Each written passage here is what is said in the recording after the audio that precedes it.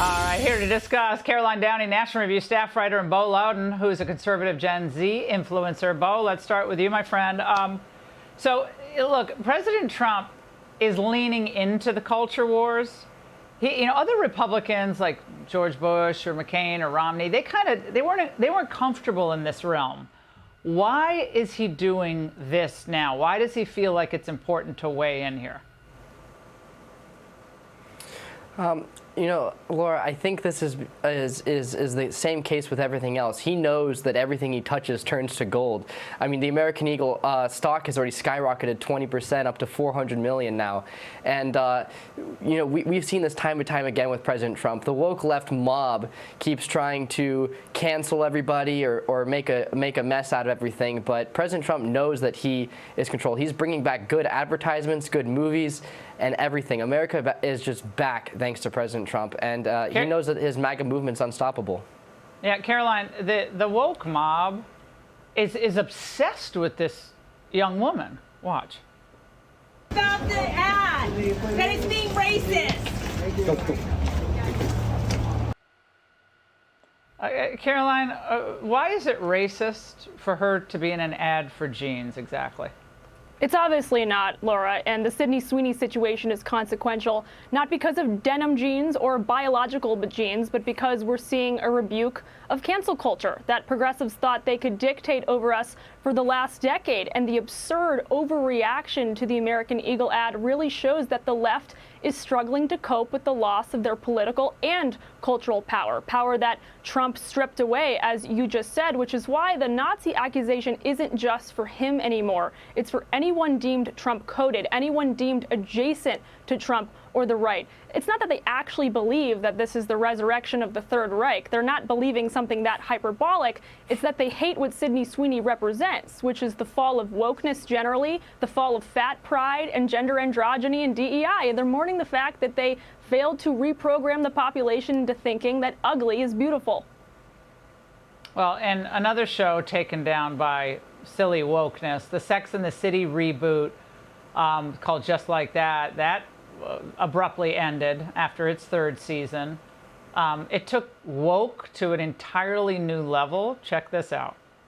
I am Che Diaz, your host and queer, non-binary, Mexican-Irish diva representing everyone else outside these two boring genders. Woke moment. Oh, polysexual. Diego's attracted to multiple partners simultaneously. Can you handle the front? They can handle the front. I use they, them pronouns.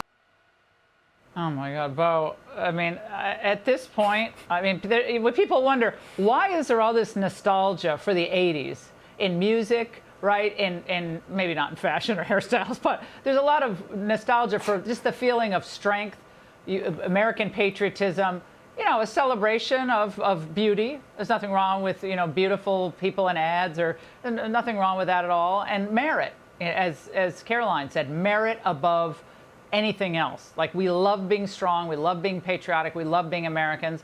And in this case, the attacks on the nuclear family, all of that, it just seems like it's over, yet they don't know it yet. Yes, ma'am, 100%. And they don't know how to put down the shovel. I mean, they're just digging their hole deeper and deeper. I mean, there's already studies like by Pew Research that show that men who have a healthier eating habits and are in the gym and stuff like that, they lean conservative 2 times more likely.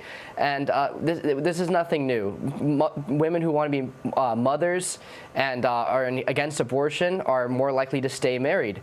And so I think, they're just digging themselves the deepest of holes, and they won't stop. And but it's beautiful to see, because America truly is coming back, and it's amazing. Caroline, I think Trump also is leaning into the idea of, it's like life, liberty, and the pursuit of happiness, right?